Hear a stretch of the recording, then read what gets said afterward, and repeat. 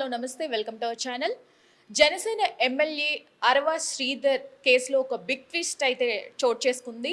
వీణ మీద non bailable 2 కేసులు అయితే నమోదయ్యాయి. అంటే ఆవిడ తల్లి, ఎమ్మెల్యే గారి తల్లి ప్రమీలమ్మ పోలీసులని ఆశ్రయించారు. ఆడియోలు వీడియోలు సేకరించాలి అని పోలీసులు కూడా అదే పనిలో ఉన్నారు. అసలు ఏం జరిగింది అనేది ఒకసారి మాట్లాడే ప్రయత్నం చేద్దాం. ఈ రోజు నాతో పాటు సీనియర్ జర్నలిస్ట్, రాజకీయ విశ్లేషకులు దుర్గా వడ్లమాని గారు ఉన్నారు. మేడంతో మాట్లాడదాం. మేడం, అసలు ఏం జరిగింది అంటారు? అంటే మనం అరవ శ్రీధర్ది పూర్తిగా తప్పని అనుకున్నామండి మొన్నటి వరకు.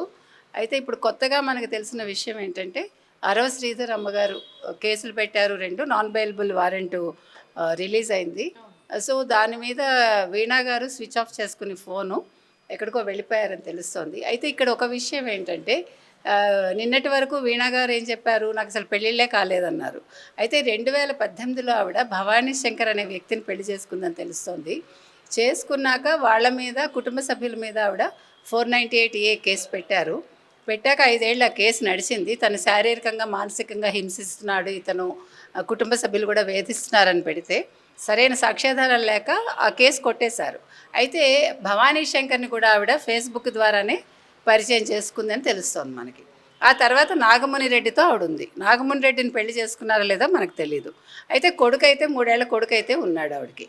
ఇప్పుడు ఈ అరవ శ్రీధర్ విషయంలో కూడా ఈవిడ ఫేస్బుక్ ద్వారా ఈవిడే పరిచయం చేసుకున్నారని తెలుస్తోంది. అయితే అతను ఐ లవ్ యూ చెప్పాడు, మీరు ఐ లవ్ యూ చెప్పారా అని అడిగితే చెప్పలేదని అంటాం.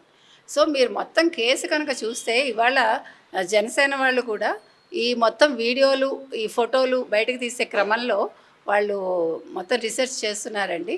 ఎందుకంటే ఇది చిన్న విషయం కాదు. ఇవాళ అరవ శ్రీధర్ తోటి మొదలైన ఈ విషయం రేపొద్దున జనసేనలో ఇంకెంతమంది మీదకి పాకుతుందో, ఇంకా ఎవరెవరు ఇట్లా హనీ ట్రాపుల్లాగా చేస్తున్నారా, లేదు ఈ వీణ అనే ఆవిడ వైసీపీ వదిలిన బాణమా అనేది కూడా అందరికీ డౌట్గా ఉంది.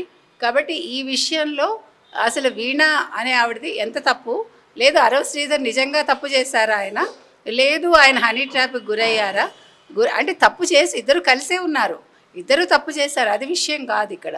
కానీ ఈ అమ్మాయి చేసిన ఆరోపణలు ఏవైతే ఉన్నాయో, తర్వాత 20 కోట్లు ఆవిడ డిమాండ్ చేయడం, దాన్ని బట్టే మనకు అర్థమవుతోంది ఆవిడ బ్లాక్మెయిల్ చేస్తోందని.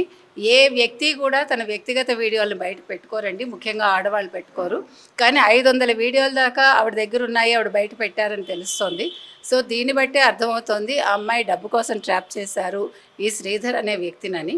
సో ఇది జనసేన వాళ్ళు కావచ్చు, ఏ రాజకీయ పార్టీ వాళ్ళైనా ఒక గుణపాఠంగా తీసుకుని, ఏ అమ్మాయిలైనా కొత్తగా పరిచయం అవ్వాలని చూసినా, లేదు కొంచెం ముందుకు వెళ్ళాలని చూసినా మీరు జాగ్రత్త పడండి.